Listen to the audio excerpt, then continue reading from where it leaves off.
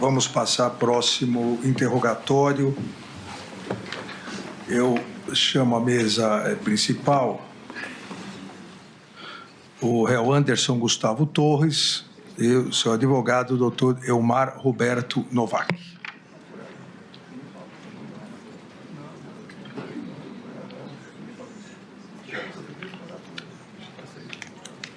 Por favor.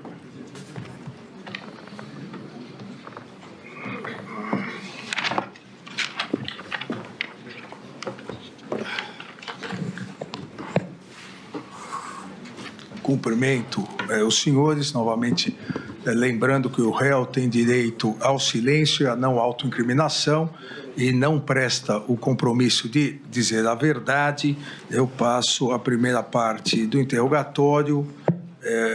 O senhor reside aonde, doutor Anderson? Eu moro em Brasília, ministro. Brasília, a profissão? Eu sou delegado de Polícia Federal. Delegado de Polícia Federal. O senhor já foi preso ou processado alguma vez? Fui preso durante esse inquérito, dessa investigação. Mas não tem nenhum outro processo? Não tem. O senhor é casado? Sou casado. Tem filhos? Tenho 3 filhas. Três filhos. É verdadeira a acusação? O senhor tem conhecimento sobre a acusação que lhe é feita? Tenho, sim, senhor. Ela é verdadeira? Ela não é verdadeira, ministro. O senhor teria algum motivo particular? Por que a atribuição dessa acusação? Não, em particular não. Eu acho que são fatos mal esclarecidos e que agora a gente tem a oportunidade de esclarecer com a verdade aqui, ministro. O senhor conhece as testemunhas que foram inquiridas? Conheço. Tem algum impedimento, suspeição em relação a alguma delas? Negativo. Então, vamos iniciar aqui as questões específicas. Vamos iniciar, doutor Anderson. Pois não. Em relação à live que o senhor participou no dia 29/7/2021, uma live realizada pelo então presidente da República, presidente Jair Bolsonaro, uma transmissão ao vivo nas dependências do Palácio do Planalto, onde a narrativa que à época se tornou, diríamos, costumeira de ataque às urnas eletrônicas, à justiça eleitoral. E o senhor participou, o senhor foi chamado a participar, e há uma parte que é narrada nos fatos, tanto na Polícia Federal, no relatório da Polícia Federal, quanto também na denúncia do Procurador-Geral da República, com a participação do senhor, abre aspas, com licença, presidente, corroborando aí as informações e a questão do voto auditável, eu acho importante a gente trazer à tona alguns relatórios. E aí o senhor participa dessa live. Quem convocou o senhor a participar dessa live? Na verdade, ministro, foi uma convocação da Presidência da República. Semanalmente o presidente realizava, todas as quintas-feiras, uma live e geralmente convocava ali ministros, secretários nacionais, diretores de estatais para participar dessa live. Nós fomos convocados, isso inicialmente gerou um burburinho ali no Ministério da Justiça, porque era um tema que estava bastante em voga, estava muito discutido. Eu não tinha conhecimento técnico nenhum a respeito do assunto. Pedi para a minha assessoria, meu chefe de gabinete, fazer um levantamento ali no âmbito do Ministério da Justiça para a gente avaliar algum material, alguma coisa que pudesse me instruir para participar da live. Como eu disse, um tema muito técnico, eu não tinha o conhecimento. Vieram até meu chefe de gabinete alguns relatórios produzidos pela Polícia Federal, acredito eu, no teste público de segurança. Os peritos fazem ali algumas análises do sistema eleitoral e com essas análises eles fazem uma série de sugestões de melhoria, de aperfeiçoamento do sistema. Isso veio até mim, meu staff ali leu tudo que veio, marcou com a caneta daquela Lumicolor ali tudo que eles entendiam que de certa forma que eu poderia acrescentar numa live que tratasse sobre esse assunto, e assim foi feito. Eu peguei esse material, fui até o Palácio da Alvorada, foi uma live que durou 2 horas e 50 minutos, a minha participação é em torno de 4 minutos ao final, onde eu tive a oportunidade de ler esses relatórios. Ler o que foi sublinhado pela minha assessoria, eu li apenas parte deles, foi muito rápida a minha participação, e foi assim que se deu a minha participação, ministro, apenas lendo esses relatórios. Seja antes dessa live, ou durante ou depois logo após essa live, em algum momento o então presidente Jair Bolsonaro pediu que o senhor, como ministro da Justiça, trouxesse elementos para corroborar essa narrativa de que as urnas eletrônicas eram fraudáveis? Na verdade, ministro, no âmbito do Ministério da Justiça, propriamente dito, sem ser através da Polícia Federal, nós não temos setor nem área nenhuma que trabalhe com essa questão de urnas eletrônicas. A Polícia Federal, a Polícia Judiciária Eleitoral, ela tem todo um interesse, ela faz as apurações, todas as informações de fraude ou de crimes eleitorais que chegam, ela apura isso, mas, tecnicamente falando, nós não temos nada que aponte fraude nas urnas eleitorais. Nunca chegou essa notícia até mim enfim, eu passava isso quando era questionado pelo presidente ou por qualquer autoridade, eu sempre passei isso, que nós não tínhamos tecnicamente nada a dizer sobre as urnas eletrônicas. Então, o senhor confirma o seu depoimento de 26/8/2022, que, além de confirmar a participação da live, o senhor disse, entre aspas, não foi possível depreender no material que teve acesso a existência de fraude ou manipulação de voto. Perfeito. O material que eu tive acesso, eram sugestões de melhorias às urnas eletrônicas. Vamos agora, doutor Anderson, passar para uma outra questão importante, que foi a sua participação na reunião ministerial realizada em 5 de julho de 2022. O senhor se recorda dessa reunião? Sim, senhor. O senhor foi convocado pelo presidente? Sim, senhor. Reunião ministerial dos 23 ministros. O senhor, nessa reunião ministerial, se manifestou sobre vários assuntos, vários trechos aqui, e eu vou ler alguns trechos, porque gostaria de saber exatamente o que o senhor quis dizer com essas manifestações. A palavra foi passada ao senhor na condição de então ministro da Justiça, o senhor primeiro iniciou dizendo: bom dia a todos, senhor presidente. Com a sua licença, eu venho falando um pouco sobre tudo isso aí que eu queria falar, e tudo isso aí foi a manifestação anterior do presidente com a narrativa contrária à justiça eleitoral, contra as urnas. E aí o senhor fala, abre aspas, tem muitos aqui que eu não sei nem se tem estrutura para ouvir o que a gente está falando aqui. Com todo respeito a todos, mas eu queria começar com uma frase que o presidente colocou aqui, que eu acho muito verdadeira. É o exemplo da Bolívia, é o grande exemplo para todos nós. Senhores, todos vão se foder. Eu quero deixar bem claro isso, porque eu não estou dizendo o que, eu quero que cada um pense no que fazer previamente, porque todos vão se foder. Por que o senhor quis dizer isso? Numa reunião ministerial, onde... diríamos, o assunto deturpou por uma questão eleitoral, política eleitoral. O que o senhor quis dizer com isso, comparando a situação eleitoral do Brasil com a Bolívia, e que todos iriam...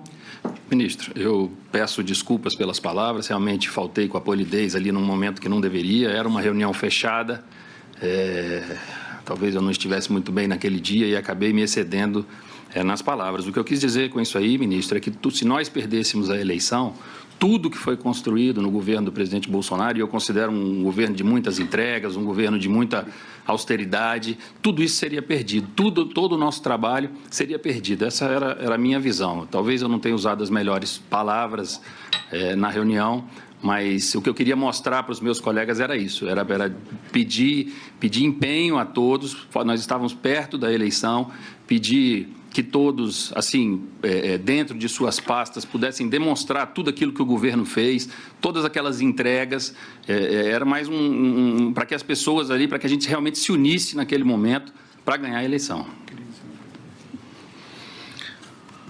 Entendi, doutor Anderson. Há ainda um outro trecho em que o senhor diz, abre aspas, porque realmente é ameaçador o que está acontecendo. O que seria ameaçador, doutor Anderson? pedaço apenas eu não consigo me lembrar, ministro. Então, eu continuo aqui, porque realmente é ameaçador o que está acontecendo. Do lado de lá, ameaça, ministro, direta de lá para cá. Se meta e eu lhe prendo. Isso seria uma referência ao Supremo Tribunal Federal? Não, de maneira nenhuma, ministro. Isso aí eu acho que era um momento muito acirrado na relação entre o Executivo e o Judiciário. Eu acho que eu fui um dos que mais me esforcei para que essa relação não se esbagaçasse. Eu tentei, de todas as formas, manter o diálogo, tudo, mas a gente sentia uma pressão. Eu pelo menos, eu sentia uma pressão muito grande assim, em relação ao que fazer, em relação àquele momento ali, ao que a gente podia fazer, ao que a gente não podia fazer.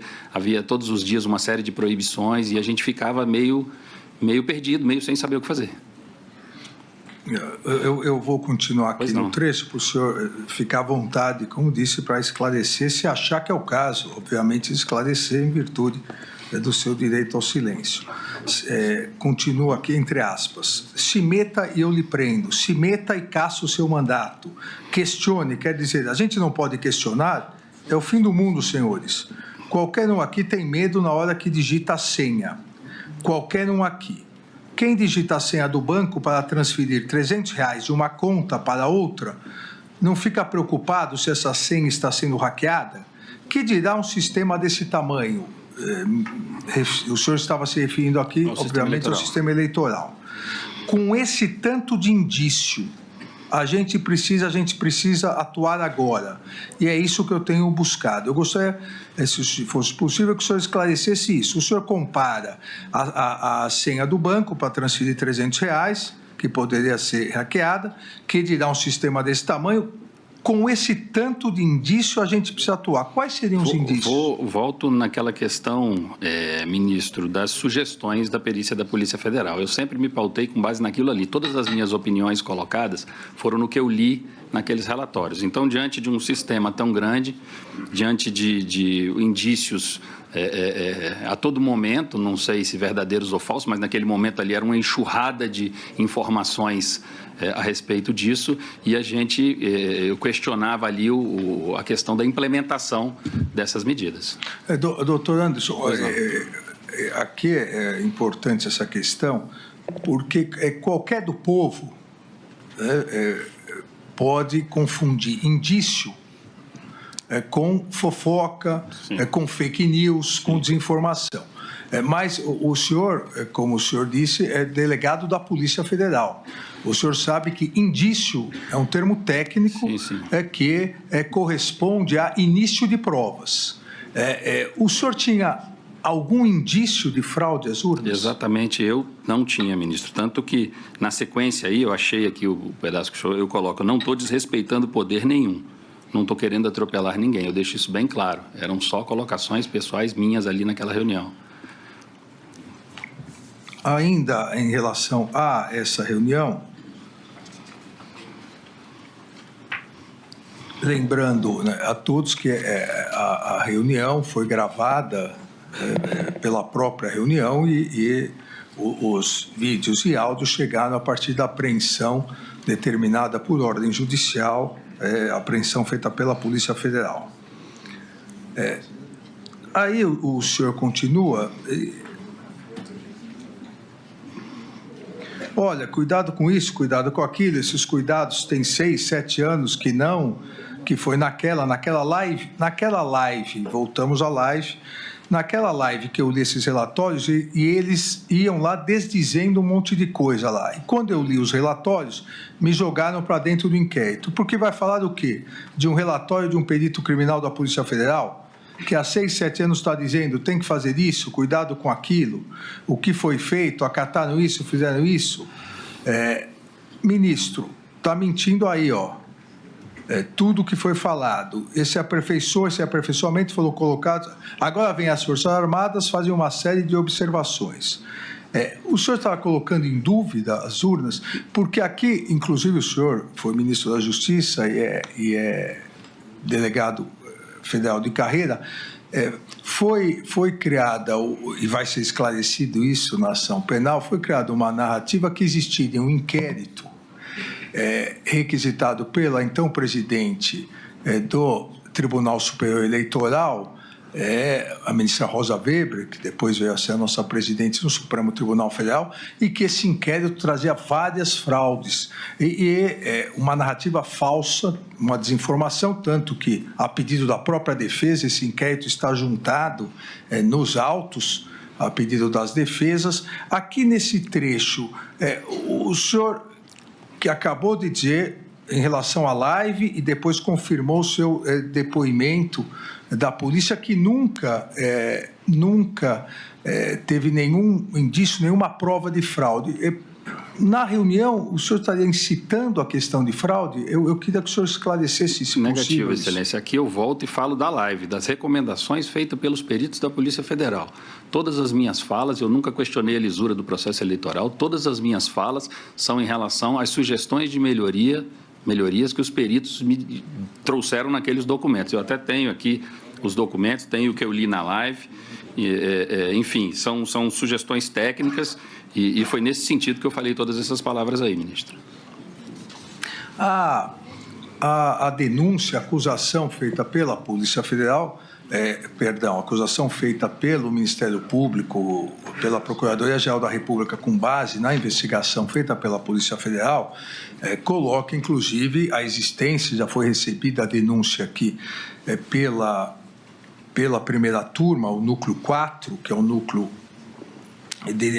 3, perdão, que é o núcleo de desinformação, coloca que havia, nesse contexto de preparação e depois execução de tentativa de golpe e atentado contra o Estado Democrático de Direito, um núcleo de desinformação. E esse núcleo de desinformação, a partir da produção de notícias falsas, notícias fraudulentas, é disseminado nas redes sociais. E nessa reunião, o senhor, eu também tive a honra e a possibilidade de ser ministro da Justiça, sabemos o peso que tem numa reunião ministerial a fala do ministro da Justiça em relação a questões criminais. O senhor diz, abre aspas, mas estamos aí, presidente, desentranhando a velha relação do PT com o PCC. A velha relação do PT com o PCC. Isso está vindo aí através de depoimentos que estão sendo há muito aguardados. Isso tudo está vindo à tona. Isso não é mentira. Então, muita coisa estão vindo à tona, muita coisa que a população sabe, mas tudo precisa ser rememorado. O senhor, porque das duas uma, ou o senhor tinha esses elementos, e aí tinha que tomar uma providência como ministro da Justiça, que não houve, ou o senhor não tinha esses elementos e aí contribuía com o núcleo de desinformação. Em que contexto foi dito isso, doutor Anderson? Ministro, a reunião foi no dia 5 de julho de 2022. 5 de julho de 2022, às vésperas da eleição. Sim, no dia 1º de julho de 2022, ministro, 4 dias antes, e no dia 2 de julho do mesmo ano, 3 dias antes, saíram essas duas matérias aqui, ministro, que eu até trouxe, uma matéria da Veja e uma da CNN. O título de uma, Marcos Valério delata a relação do PT com o PCC. A outra, em suposta delação, Marcos Valério em delação, Marcos Valério cita suposta ligação do PT com o PCC. Foi com base nessas duas matérias, eu não tinha um conhecimento interno da Polícia Federal a respeito disso, mas foi com base nessas duas matérias que eu falei. Essas duas matérias, os depoimentos foram feitos à Polícia Federal e, muito provavelmente, disso aqui resultou uma investigação. Internamente na Polícia Federal, o senhor sabe que nós não temos acesso, eles cuidam lá dos procedimentos internos dele. Mas eu falei isso aí com base exclusivamente nessas duas matérias que tinham saído na mesma semana da reunião. Há também aqui, depois dessas declarações na reunião, há declarações, após as suas declarações, hoje réu, Walter Braga Neto, que, inclusive, em julho não era mais ministro, porque já estava desincompatibilizado, mas mesmo assim estava participando de um ato oficial no Palácio, numa reunião ministerial. Ele disse, saiu uma notícia agora dizendo, o Fachin dizendo que a auditoria não muda resultado da eleição. Não sei se os senhores já viram isso. Ao que o senhor responde, depois que der merda, não muda nada não. E nesse contexto, então, o presidente Bolsonaro afirmou que deveria tomar uma providência, mas não que ficaria sozinho nessa guerra. Aqui, de novo, era um ataque às urnas eletrônicas e à justiça eleitoral? De maneira nenhuma, ministro. O que eu disse aí foi que se perder a eleição, já era. Se perder a eleição, não há mais o que fazer. Foi isso que eu quis dizer, claro que de uma forma aí mal educada, mas o que eu quis dizer ali era exatamente isso, que nós precisávamos trabalhar para ganhar a eleição. Doutor Anderson, vamos mudar agora o tópico, um outro tópico que acho que o senhor também tem interesse em ver esclarecido, que é a utilização indevida da estrutura da Polícia Rodoviária Federal, principalmente no segundo turno das eleições. E aqui num outro núcleo também denunciada, a denúncia já recebida, em relação à delegada de Polícia Federal, Marília Ferreira Alencar, então diretora de inteligência do Ministério da Justiça e Segurança Pública. Foi o senhor que nomeou a doutora Marília Ferreira Alencar? Foi sim, senhor.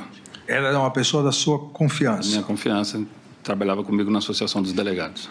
O senhor tem contato que ela solicitou a realização de boletins de inteligência voltado aos resultados do primeiro turno para, com isso, realizar operações, e essa imputação da Procuradoria-Geral, para realizar operações direcionadas no segundo turno?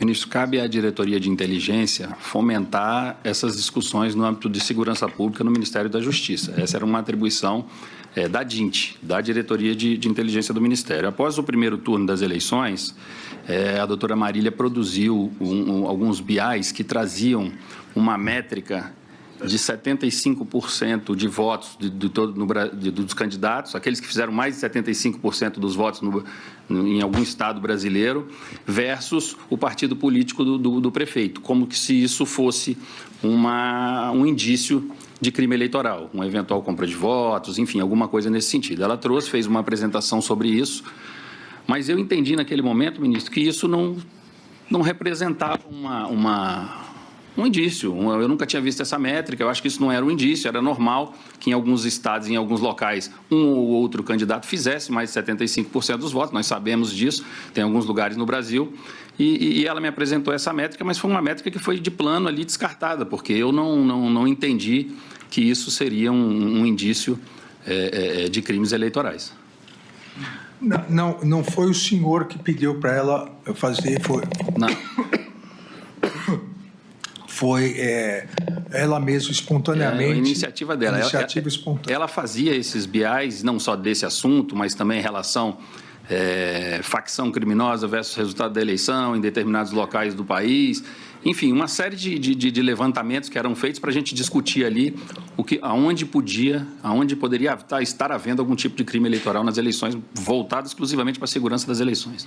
O senhor se recorda, mais ou menos, a periodicidade de reuniões que o senhor tinha antes do período eleitoral com a doutora Marília?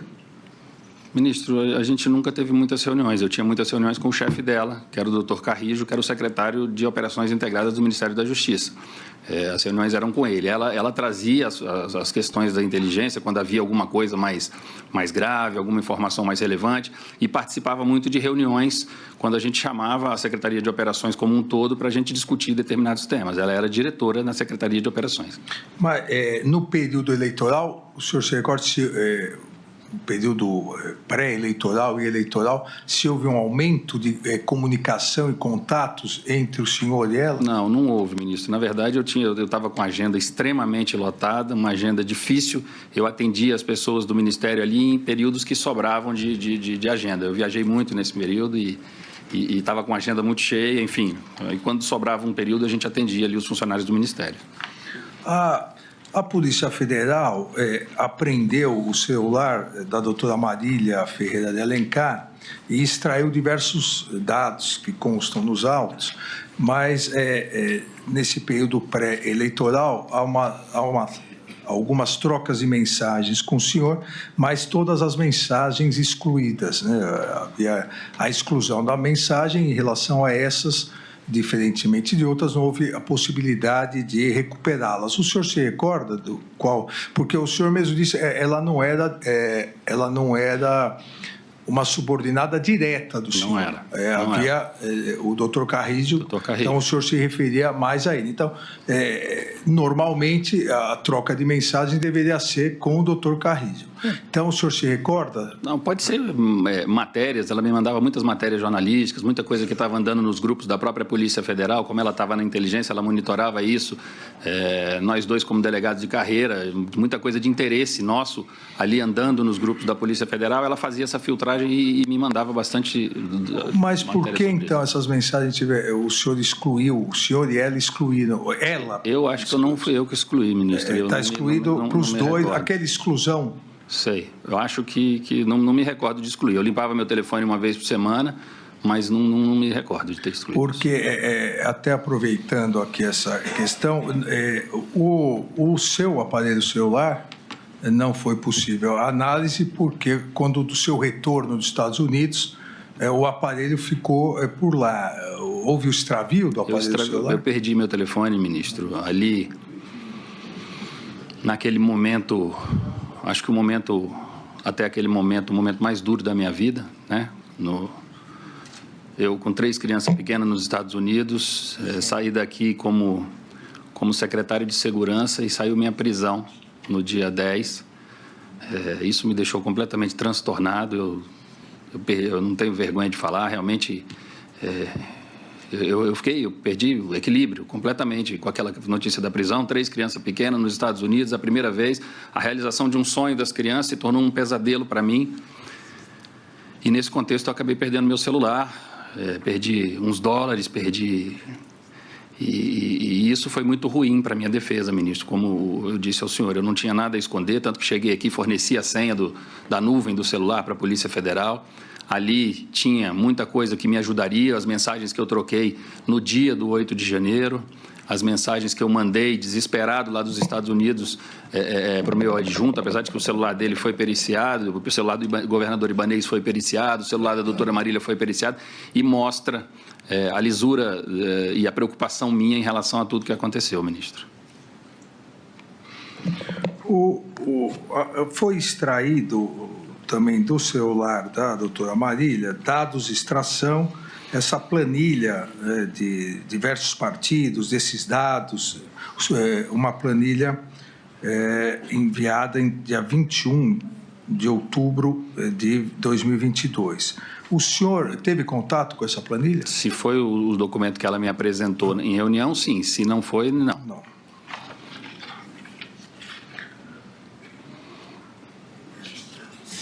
O senhor se reuniu às vésperas da eleição com o então diretor da Polícia Rodoviária Federal, Silvinei Vasques, para tratar da operação que seria realizada no segundo turno das eleições? Nós fizemos uma reunião, ministro, no dia 19 de outubro, no Ministério da Justiça, uma reunião grande, onde estavam presentes lá os diretores, e quando eu digo os diretores, o diretor-geral, o diretor de combate ao crime organizado, o diretor de inteligência, assessores da Polícia Federal, da Polícia Rodoviária Federal, da Secretaria de Operações Integradas do Ministério da Justiça e o meu staff do gabinete. Era uma reunião com aproximadamente aí 15 a 20 pessoas ali no Ministério da Justiça, para tratar sobre a operação eleições. As instituições vieram, cada uma apresentou as suas dificuldades, apresentou as suas necessidades de recursos, de como é que estavam os planejamentos ali para a operação eleições. Eu continuei pedindo empenho no combate aos crimes eleitorais, independente de partido, independente de local, independente de tudo. Isso, a minha orientação no Ministério da Justiça sempre foi essa. E nós fizemos apenas essa reunião, onde foi tratado exatamente das questões gerais da operação eleição. Como o senhor sabe, nós, através do Centro Nacional de Comando e Controle, nós, Ministério da Justiça, a gente acompanha no dia da eleição toda a questão da segurança pública da eleição. É nossa responsabilidade ali monitorar online tudo que está acontecendo no Brasil. Nós temos representantes lá praticamente das 27 secretarias de segurança pública e a segurança pública e a garantia do direito ao voto para o eleitor brasileiro, isso é muito caro para o ministro da Justiça, para o Ministério da Justiça. Então, nós fizemos essa reunião para preparar o dia da eleição para que tudo transcorresse sem problemas.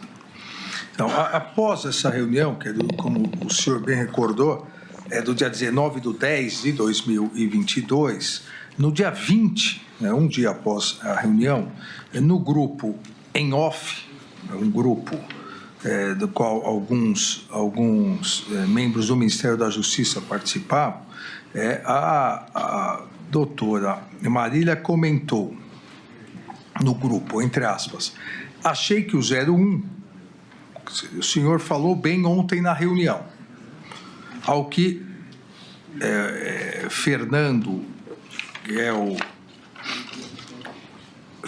de Souza de Oliveira, delegado, à época diretor de operações do Ministério da Justiça, colega dela, ao que Fernando respondeu, falou bem, demais isento. O que Marília respondeu, isento porra nenhuma, meteu logo um 22. O que ela quis dizer com isso na reunião? Eu acho que isso foi uma brincadeira sem graça dela. Eu realmente não misturo as coisas, ministro. Eu não... É lógico, se o senhor me perguntar quem eu queria que ganhasse a eleição, eu não preciso nem responder. Mas eu não misturo as coisas, eu sou extremamente profissional e acho que foi uma infeliz brincadeira que ela fez aí nesse grupo. Eu não participava desse grupo, eu realmente não sei dizer ao senhor em que contexto foi isso. Mas, da minha parte, não teve isso.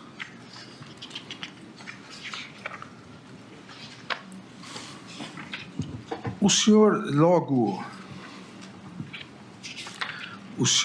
após deixar o Ministério da Justiça, assumiu a Secretaria de Segurança Pública aqui do Distrito Federal. Qual foi a sua participação, assim que o senhor assumiu, qual foi a sua conduta em relação aos acampamentos, ou ao acampamento na frente do quartel aqui do Forte Apache, aqui do Comando do Planalto? Ministro, a partir do dia 12 de dezembro do ano anterior, eu fiquei bastante preocupado com a questão dos acampamentos. Até então, não havia tido nenhum ato violento, não havia tido nada, mas depois daqueles atos no centro de Brasília, a tentativa de invasão da sede da Polícia Federal e tudo aquilo que aconteceu ali no dia 12, eu fiquei, no mínimo, cismado com aqueles acampamentos. Eu esperava que o novo governo assumisse e imediatamente tirasse os acampamentos dali, já no primeiro dia ou na primeira semana, no máximo, do novo governo. E isso não aconteceu. Em não acontecendo, ministro, no dia 6/1 de 2023, eu convoquei uma reunião, eu tive informações no dia 5 de que a maioria das pessoas que estavam naqueles acampamentos ali, ou grande parte dessas pessoas, se tratavam de moradores de rua e pessoas vulneráveis. Pensando nisso e em evitar uma tragédia, um problema maior, eu convoquei uma reunião para a Secretaria de Segurança Pública no dia 6/10, às 10 horas da manhã. Chamei o comandante militar do Planalto, general Dutra, e a secretária de Desenvolvimento Social do Distrito Federal, Ana Paula Marra, para nós tratarmos da desmobilização total do acampamento. Dessa reunião ficou combinado que no dia 10, terça-feira, a doutora Ana Paula Marra, com a sua equipe, atuaria lá no local do acampamento para poder retirar os vulneráveis. E ali eles têm toda uma técnica de aproximação, de chegada, de retirada. Quem quisesse ir embora, eles têm passagem, eles pagam passagens, enfim.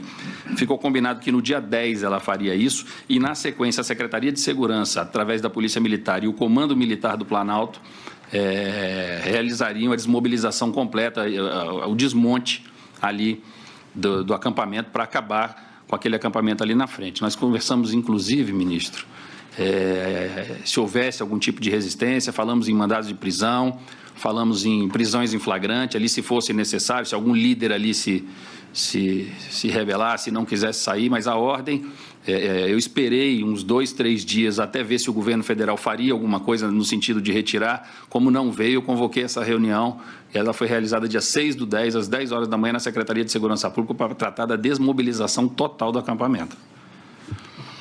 Eu aqui, nessa sequência, doutor Anderson, eu vou repetir o que eu disse para o almirante Garnier, apesar que percebi que ele não acredita no ditado chinês, que coincidências não existem, mas quero que o senhor também tenha a possibilidade aqui, nesse momento de autodefesa, de, se quiser, se explicar. O senhor viajou na véspera, na verdade, na antevéspera Eu viajei no dia 6 à noite. Dos dias 8, o senhor viajou dia 6 de madrugada. à noite. Como secretário de Segurança, o senhor se ausentou às vésperas da tentativa de golpe, do ataque violento armado à sede dos 3 poderes, e isso também, no dia 8, a Procuradoria-Geral da República denunciou, e o processo está, na verdade, já em alegações finais, ou, segundo a Procuradoria, a Polícia Militar, a cúpula da Polícia Militar também se omitiu. Foi uma coincidência, doutor? Ministro, o senhor pergunta a minha viagem? Isso. Não, a minha viagem não foi uma coincidência, ministro. Eu preparei essa viagem para ser realizada no mês de julho de 2022. Em razão da sobrecarga de trabalho, eu não consegui viajar. Eu prometi isso para minhas filhas. Qual a data? Eu viajaria em julho de 22. Ah, certo. Certo? No verão lá. E até foi bom, porque os preços lá no verão são diferenciados e eu não consegui fazer essa viagem no mês de julho e adiei para as férias escolares das crianças. Eu comprei as minhas passagens, ministro, ainda no dia 21 de novembro de 2022, quando não havia tido nenhum tipo de manifestação violenta aqui no Distrito Federal. O senhor perceba que o primeiro dia que teve manifestações que chamaram a atenção foi no dia 12/12. Não foi coincidência, foi férias programadas, férias com a minha família, programadas para tirar. Eu já estava com as férias marcadas desde julho do ano anterior. Isso tudo está nos autos, Excelência. Então, assim, não foi coincidência, foram férias familiares que estavam programadas. E, muito importante dizer aqui para o senhor, eu vinha fazendo o acompanhamento dessa questão da inteligência aqui no Distrito Federal. E até o dia 6, ministro, até o dia 6 não havia chegado nenhum ônibus, nós não tínhamos notícia nenhuma de que a manifestação pudesse caminhar para o que caminhou. Eu acompanhei ali até às 18h40, se eu não me engano, foi a última mensagem num grupo que eu vinha acompanhando ali, a mensagem da inteligência que fazia esse acompanhamento online, e nós não tínhamos relatos de que a coisa tomaria o rumo que tomou a partir do dia 7 e do dia 8. Mesmo assim, em viagem, eu trouxe aqui até algumas mensagens que eu troquei com o meu secretário executivo, ainda no dia 7 à noite, ele me tranquilizando, dizendo que estava tudo ok, que tudo estava sob controle aqui em Brasília. E outra coisa, ministro, antes de sair, ao mesmo tempo que estava tendo aquela reunião que eu falei para o senhor, do general Dutra, essa reunião era na sede da Secretaria. Ao lado da Secretaria tem a SOP, que é a Subsecretaria de Operações da Secretaria. Estava acontecendo uma reunião com várias entidades, inclusive representantes do Supremo Tribunal Federal, para tratar do protocolo de ações integradas, que é o que cabe ao secretário de Segurança do Distrito Federal sempre que tem uma manifestação, um evento, um jogo de futebol, um show, qualquer coisa. O secretário de Segurança Pública do Distrito Federal, a subsecretaria prepara um protocolo de ações integradas, onde vem todas as instituições interessadas no assunto, no caso a Polícia Militar, a Polícia Civil, o Corpo de Bombeiros, o DETRAN, enfim, uma série de instituições interessadas no assunto. Tem-se uma reunião ali, estabelece um monte de protocolos para todas aquelas instituições, e esses protocolos têm que ser cumpridos aí ao longo do evento, ou do show, ou do jogo, seja lá o que for. Eu gostaria, ministro, se o senhor me permite, de dizer algumas coisas aqui. Eu quero ler, porque é muita coisa, rapidinho, o que ficou previsto nesse protocolo de ações integradas, ministro, para que fosse cumprido no dia aqui. Foi um protocolo, eu assinei esse protocolo, sou eu que confirmo esse protocolo, eu assinei esse protocolo às 3h28 da tarde do dia 6, e o protocolo previa o fechamento da esplanada dos ministérios, o isolamento da Praça dos Três Poderes, isso é muito importante, vedada a utilização pelos participantes de instrumentos capazes de produzir lesões corporais e danos ao patrimônio, tais como os mastros de bandeira e material de cano PVC, material metálico, madeiras ou assemelhados, garrafas ou utensílios de vidros, facas, canivetes e objetos pontiagudos, mesmo de uso para alimentação. Tudo isso o PAI previa.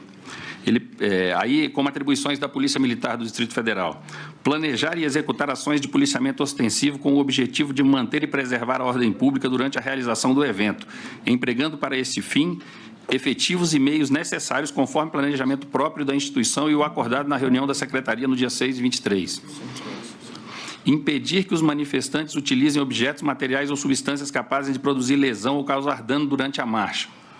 Ficar em condições de empregar tropa especializada em controle de distúrbio, no caso de perturbação da ordem. Não permitir acesso a pessoas e veículos à Praça dos Três Poderes, conforme tratado em reunião do protocolo de ações. Manter o reforço do efetivo nas adjacências / perímetro interno dos prédios públicos de toda a extensão da esplanada dos ministérios, Congresso Nacional e Praça dos Três Poderes, bem como na Estação Rodoviária de Brasília. Então, ministro, eu viajei de certa forma, tranquilo. Eu tinha deixado esse protocolo assinado, tudo isso aqui para ser cumprido. Na reunião com o general Dutra, eu esqueci de colocar para o senhor, ele pegou o celular dele e falou: Anderson, olha aqui, ó, os acampamentos há 2 meses atrás. Aí ele: Anderson, olha o acampamento agora de manhã. Ele me mostrou isso, ministro. Essa foi a imagem que não me saiu da cabeça. O acampamento há 2 meses atrás, de gente, caminhão, lotado o acampamento. Naquela manhã, praticamente não se via pessoas, só se via tendas. Ele tinha as imagens daquele dia do acampamento. Então, foi nesse contexto, ministro. Eu viajei adotando todas as providências que o secretário de Segurança do Distrito Federal tem que tomar, principalmente deixando esse protocolo de ação integradas assinado para que fosse cumprido. Não, doutor Anderson, desse protocolo que o senhor acabou de fazer a leitura, nós podemos observar que no dia 8 nada foi respeitado. Houve a liberação para a esplanada dos ministérios, não houve o isolamento da Praça dos Três Poderes, houve a autorização ou a omissão para que os manifestantes utilizassem armas brancas, mastros, ou seja, eu entendo o que o senhor diz aqui, até porque juntado aos autos esse protocolo, mas por que nada foi cumprido? Ministro. O senhor mesmo disse que, apesar de estar à distância, estava em contato com o seu secretário executivo. Estava. Ministro, apontar é difícil apontar, mas eu também não posso deixar de colocar aqui. Eu vejo que houve uma falha muito grave no cumprimento do protocolo. Houve uma falha muito grave no cumprimento do protocolo. O senhor perceba aqui que aqui prevê tropas especializadas, prevê o isolamento da Praça dos Três Poderes, que é uma coisa muito séria. Esse protocolo de ação integrada, ministro, para a gente que entende aqui do Distrito Federal, ele é considerado um protocolo gravoso, porque ele impacta muito na vida do brasiliense. O fechamento da esplanada impacta muito na vida do brasiliense. É uma coisa que a gente faz em poucos casos, não são em muitos casos. Quando eu li esse protocolo à tarde que eu assinei, eu falei: esse protocolo está de bom tamanho para as informações que a gente tem, porque ele era um protocolo que eu chamo de gravoso, entendeu? E realmente, ministro, houve uma falha grave no cumprimento desse protocolo. É por isso que eu digo ao senhor, eu fui surpreendido com isso no domingo, né? Quando eu vi o que estava acontecendo aqui no domingo, eu tive informações, pedaços de informações, porque eu estava num parque na Disney. Quando eu tive a informação, eles já tinham entrado no Congresso e no Palácio do Planalto. Eu, desesperado, mando uma mensagem para o meu secretário executivo, uma mensagem que, inclusive, foi mal interpretada, que eu falei: não deixe chegar ao Supremo, porque o Supremo ainda estava preservado naquele momento. Eu mandei essa mensagem para o meu secretário executivo e liguei diversas vezes para o comandante da PM para perguntar para ele o que estava acontecendo, onde é que houve a falha, mas ele estava no meio da confusão, ele praticamente não me atendeu ali naquele momento. Eu falei rapidamente com ele, liguei para o governador, liguei para o Procurador-Geral de Justiça do DF, fiquei desesperado, liguei para todo mundo, porque eu realmente, do jeito que eu deixei as coisas em Brasília, é inimaginável que acontecesse o que aconteceu no 8 de janeiro, ministro. A grande verdade é essa. O protocolo teve uma falha grave no cumprimento dele. Agradeço, doutor Anderson. Vamos agora a um último assunto importante. O senhor participou de alguma reunião com o presidente da República, onde o senhor teria dado aconselhamento jurídico, respostas jurídicas sobre a decretação de um estado de exceção após as eleições de 2022? Jamais, ministro. O presidente da República, eu acredito que ele me nomeou como ministro da Justiça e Segurança Pública com base na nossa expertise em segurança pública. É um grande problema que o país vive hoje e que vivia também. E a gente atuou muito. Eu sempre brinco que nós transformamos o Ministério numa máquina de segurança pública, numa máquina de combate ao crime organizado. E foi nesse sentido. Assessoramento jurídico, o presidente tinha via SAGE e via Advocacia Geral da União. Eu nunca prestei assessoramento jurídico ao presidente, nem em relação a esses temas que o senhor me perguntou, nem em relação a outros temas. Eu não fazia assessoramento jurídico do presidente da República. O senhor nunca participou de uma reunião com o presidente onde esse assunto foi tratado? Nem com o presidente. Eu, com todo respeito, já adianto um pouquinho, eu vi nos autos aí que disseram que eu participei em reunião com os comandantes. Eu nunca participei em reunião com os comandantes de força para tratar desse tipo de assunto e nem nenhum outro tipo de assunto com eles.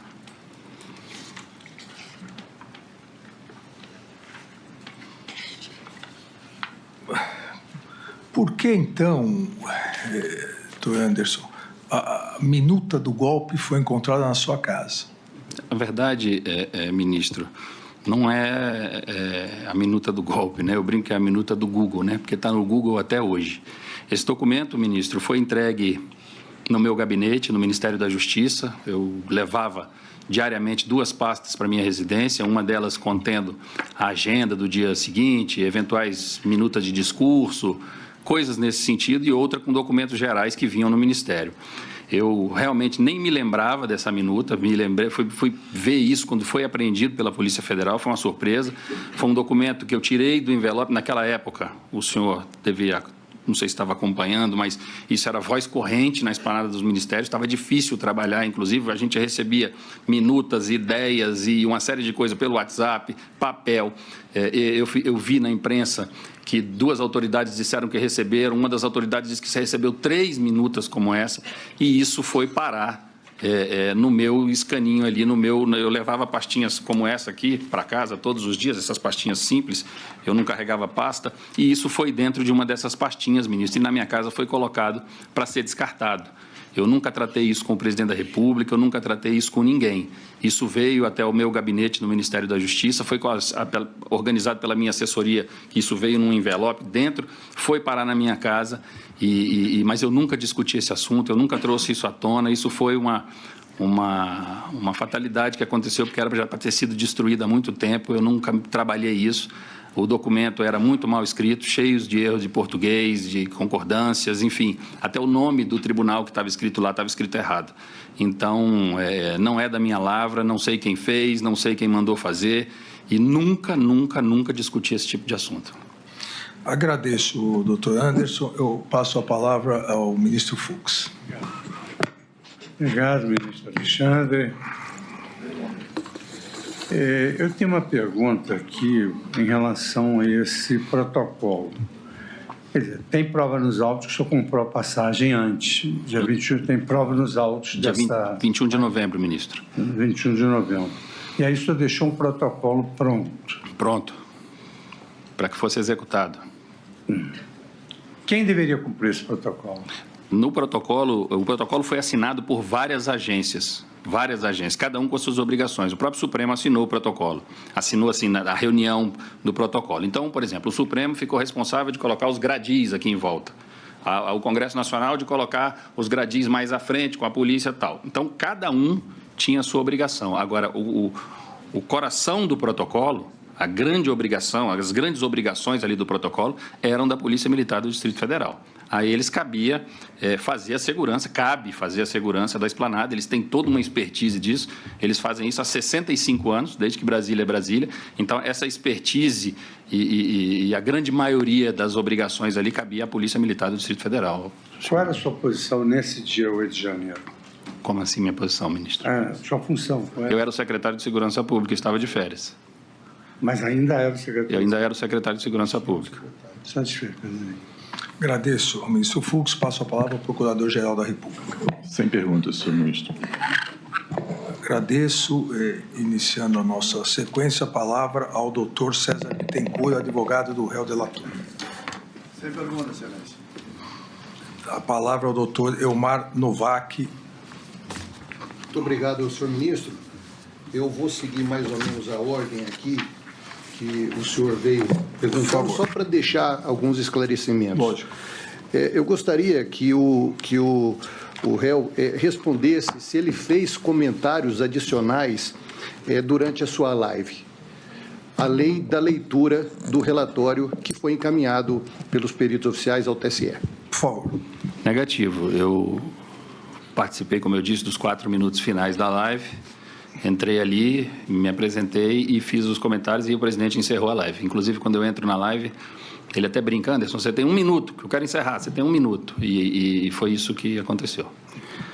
Eu quero só ler aqui um trecho da denúncia, senhor ministro, que diz o seguinte: ouvido pela Polícia Federal, em 26 de 8 de 2021, Anderson Gustavo Torres confirmou a participação na live realizada pelo ex-presidente e admitiu que mentira na transmissão.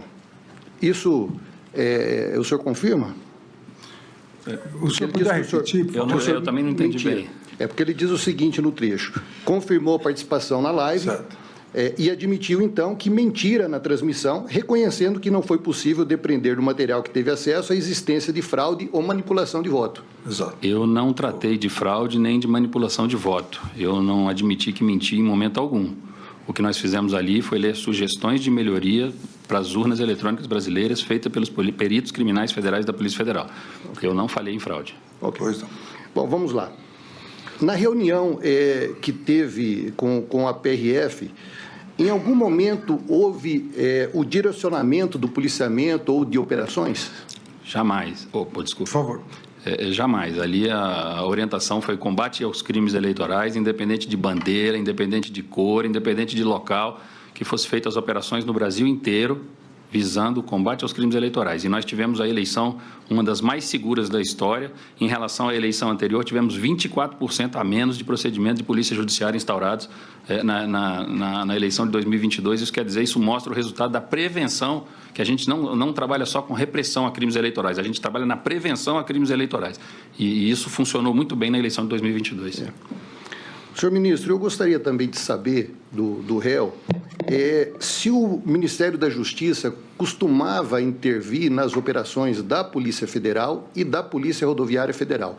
E se especificamente no planejamento das eleições houve interferência do Ministério da Justiça. Não houve interferência nenhuma. O Ministério da Justiça atua como uma parte estratégica, não é uma parte operacional. As instituições têm toda a liberdade para fazer seus planejamentos e eles são apresentados ao Ministério da Segurança Pública apenas por formalidades para compor o processo e para justificar, muitas vezes, até a descentralização de recursos. Tá. Senhor ministro, eu gostaria de ler aqui mais um trecho da denúncia, que, no meu entender, houve aqui uma confusão, talvez feita pela PGR, induzida pela Polícia Federal. Ele traz o seguinte, que a movimentação atípica, é isso na página 82, a movimentação atípica dos denunciados entre os 2 turnos eleitorais também foi percebido pelo aumento dos pedidos de reunião de Marília com Anderson Torres. O objetivo escuso, segundo a denúncia, dos encontros com Anderson Torres foi explicitado em trocas de mensagem. E ali ele cita, Fernando de Oliveira deu conta de que o chefe o chamou e combinou um encontro no 13º andar. ao tempo que Marília respondeu que estava muito ansiosa e doida para poder fazer alguma coisa. Isso não ficou muito claro, porque nós sabemos que o Ministério da Justiça não tem 13 andares, né? Então, eu gostaria de saber que reunião foi essa, se ele tem conhecimento, e se algum órgão do Ministério da Justiça funciona em algum prédio com mais de 10 andares ou com 13 andares. Por favor, doutor Anderson. Eu não tenho conhecimento da reunião, mas a Secretaria de Operações Integradas, depois que nós alugamos aquele prédio novo da Polícia Federal, ela ficou com um espaço no prédio também. São 2 ou 3 torres que a gente ocupa lá, agora não me lembro. Foi nós que fizemos essa mudança da Polícia Federal para lá, e a Secretaria de Operações Integradas funcionava lá. Eu nunca fui, mas lá tem 13 andares e pode ser funcionar lá. Ok. Então, senhor ministro, só para ficar claro, então, quando diz aqui que o chefe o chamou, isso não se refere, então, ao ex-ministro. Não foi ele que fez essa convocação? Não, não fui eu. Tá. E tem mais outro trecho da denúncia aqui, ministro, que chamou a atenção, que fala o seguinte, isso também na página 82, ao final. O crescente clima de urgência envolvendo as conversas entre Marília e Clebson Ferreira de Paula Vieira. Clebson também foi testemunha nesse processo. Retrata o progresso das ações maliciosas em curso e, ao longo de outubro, isso aqui é muito importante, ele fala aqui, o analista foi chamado a participar de diversas reuniões e manteve comunicações com outros altos dirigentes, como Anderson Torres, então ministro da Justiça. Eu gostaria de saber se alguma vez Anderson Torres teve reunião com Clebson e se alguma vez ele deu alguma ordem direta ao Clebson. Nunca estive em reunião e não conheço o Clebson Ferreira, eu acho. Clebson, esse nunca vi, não conheço. Nunca tive em reunião. Ok. Então, vamos lá. Nós falamos há pouco aqui, senhor ministro, sobre a questão da desmobilização dos acampamentos. Eu gostaria de saber como foi a iniciativa para convocar essa reunião e quem participou da reunião, só para que isso fique bem claro. Por favor. A iniciativa foi minha, eu pedi a reunião, eu tenho aqui até... Pode ler. Rapidamente aqui, no dia que ela mandou isso aqui para nós, meu chefe de gabinete, falando com a Ana Paula Marra. Boa noite, doutora. Como vai? Ela, tudo bem, e você? Ele fala, tudo bem, graças a Deus. Doutor Anderson pediu para convidar a senhora para uma reunião urgente sobre a desmobilização do pessoal do acampamento na área do QG do Exército. O general Dutra, comandante militar do Planalto, vem e é importante a presença da senhora. Se possível, amanhã às 10 horas aqui na secretaria. Ela diz, estarei aí. Muito obrigada. Então, assim, a iniciativa foi minha, eu pedi para chamar as pessoas para a gente tratar da desmobilização. Eu disse, eu esperava que isso tivesse sido feito no primeiro dia do governo do presidente Lula. Não fez, passou a semana, não fez. Quando chegou no final da semana, aquela situação me incomodando, eu chamei a reunião para que a gente montasse a operação e tirasse isso de lá o mais rápido possível. Bom, senhor ministro, só ele poderia explicar, quando soube das invasões aos prédios públicos, o acusado se manifestou publicamente sobre isso? Me manifestei sim, ministro Alexandre. Peço só um minutinho para o senhor, que eu acho que até eu trouxe aqui.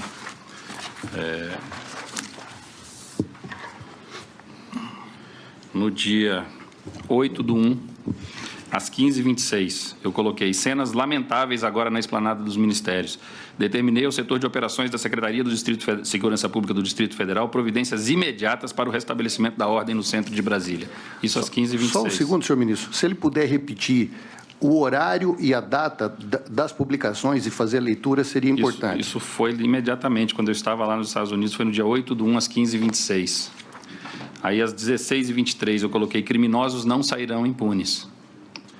E às 16h25, eu coloquei inconcebível a desordem e inaceitável desrespeito às instituições.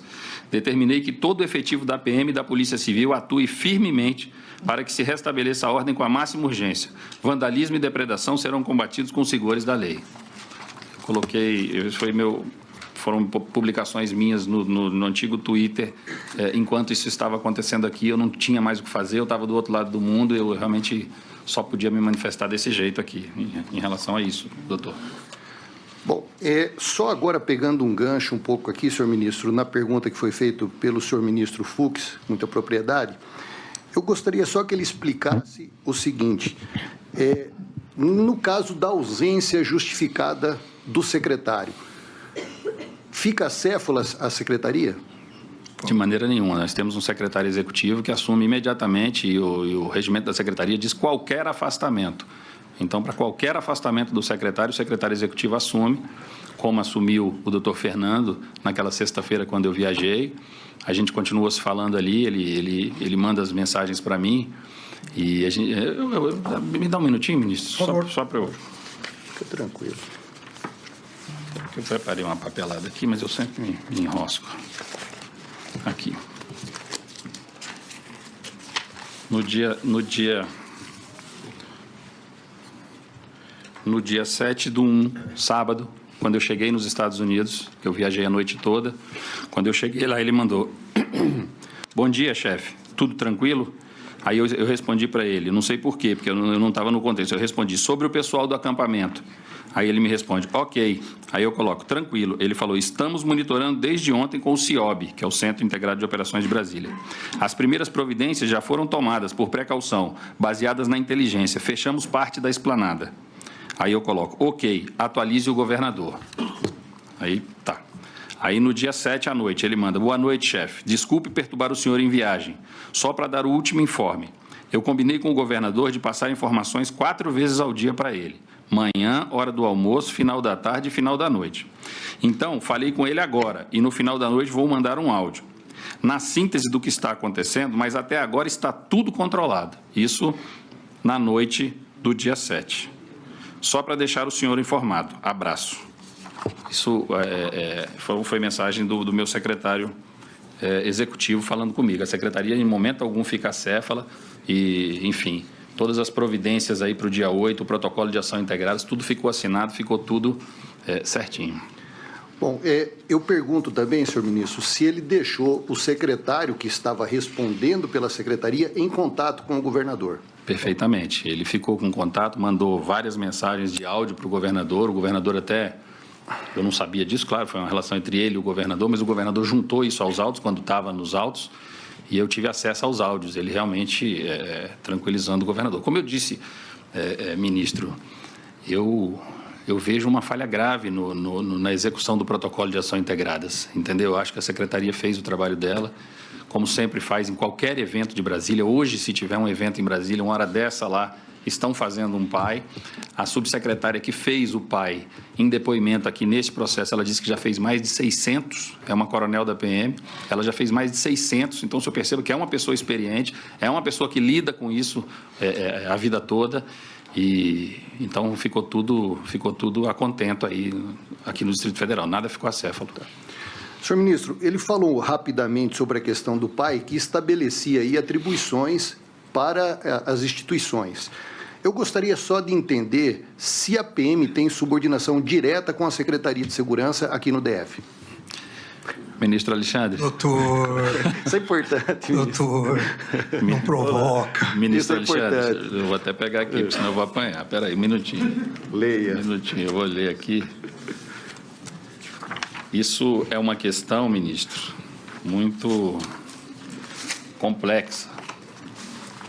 Essa é uma questão muito complexa aqui no Distrito Federal, e se o senhor me perguntar já de antemão se eu concordo, eu não concordo. Mas não me cabe concordar. E o senhor fez muito bem a intervenção, porque em São Paulo, ministro, em São Paulo, a Lei 616 de 1974, ela dispõe que a Organização Básica da Polícia Militar estabelece expressamente que a Polícia Militar subordina-se hierárquica, administrativa e funcionalmente ao secretário de Segurança. Isso em São Paulo. Agora, aqui no Distrito Federal, ministro, em 1977 veio a Lei Orgânica da Polícia Militar do Distrito Federal e ela trazia essa subordinação ao secretário de Segurança. Mas em 1986 isso foi revogado e ficou apenas a vinculação ao secretário de Segurança. Mas pior do que isso, na minha opinião, e aí é minha opinião, é que em 2009 veio a Lei 12.086 e acabou inclusive com a vinculação. A Polícia Militar hoje ela é subordinada diretamente ao governador do Distrito Federal. Então, a Secretaria de Segurança Pública aqui do Distrito Federal, quando a gente fala que ela faz a integração das forças de segurança, é o que restou para a Secretaria de Segurança Pública do Distrito Federal. É fazer essa integração, trazer as forças, mas hoje ela se subordina, tem todas as relações administrativas e funcionais ao governador do Distrito Federal. Bom, eu tenho mais duas questões e muito rapidamente. No interrogatório, o juiz não pode contraditar o réu. A sorte do senhor, doutor. Muito obrigado, ministro. Vamos lá. Bom, eu gostaria só de falar, senhor ministro, sobre a transição. Eu gostaria de saber como foi a transição do Ministério da Justiça, se Anderson Torres recebeu ordem para fazer a transição e por que, então, ele deu início e quando a transição do MJ, se é que deu, se houve isso. Pode.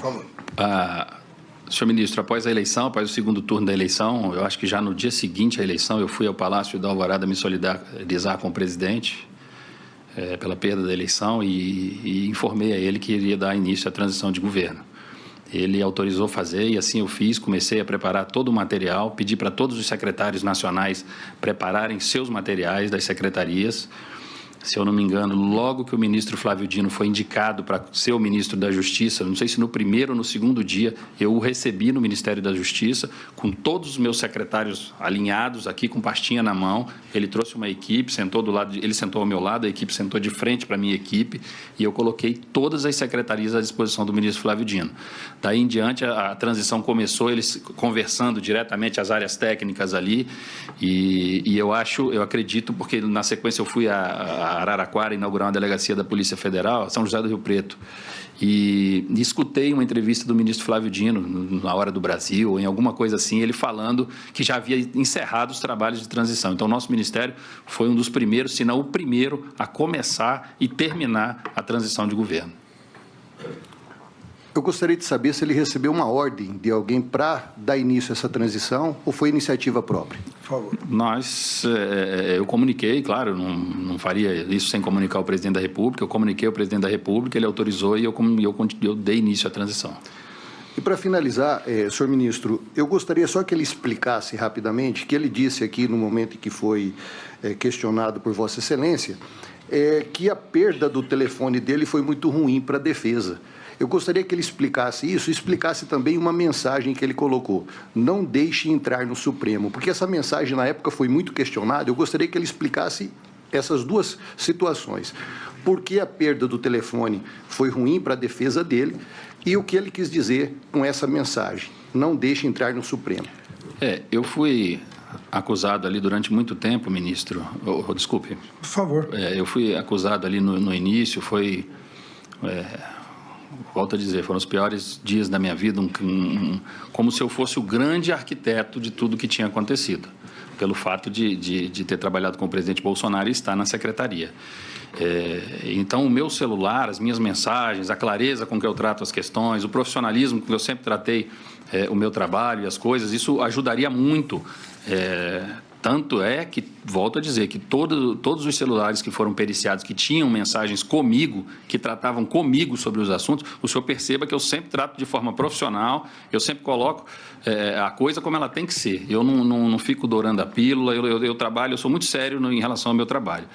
E em relação à mensagem que eu mandei, naquele momento de desespero ali para o doutor Fernando, foi porque as cenas que eu recebi, e aí eu comecei a receber cenas num grupo de WhatsApp, ali de inteligência, eles iam mandando recortes do que estava acontecendo aqui, porque eu não conseguia ver online o que estava acontecendo aqui, eu não conseguia acessar a televisão, eu estava na rua com minhas filhas lá nos Estados Unidos, eu recebi uma imagem onde eu via a rampa do Congresso ali tomada de gente e o Palácio do Planalto já invadido.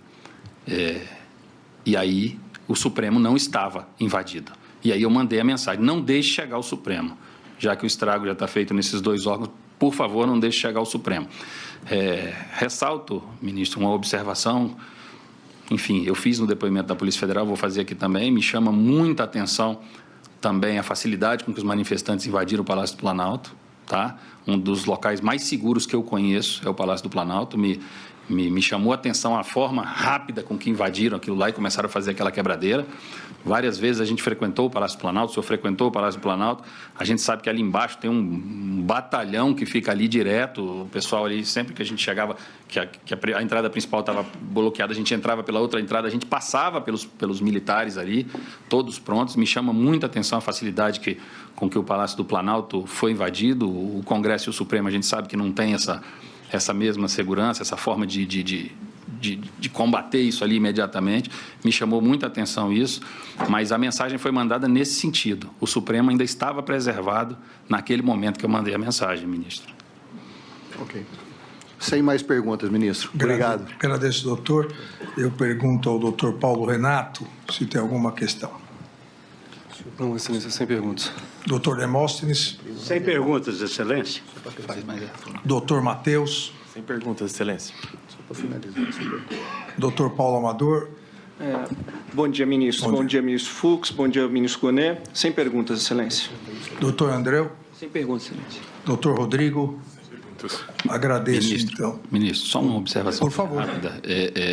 Uma frase que eu sempre falei nos meus depoimentos e que eu não disse aqui, mas eu faço questão de dizer. Se o protocolo de ação integradas, o PAI, tivesse sido cumprido à risca, o 8 de janeiro não teria acontecido em Brasília. Isso o senhor pode ter certeza disso. Agradeço ao doutor Anderson, agradeço também ao doutor Novak. Muito obrigado. Obrigado, ministro. Vamos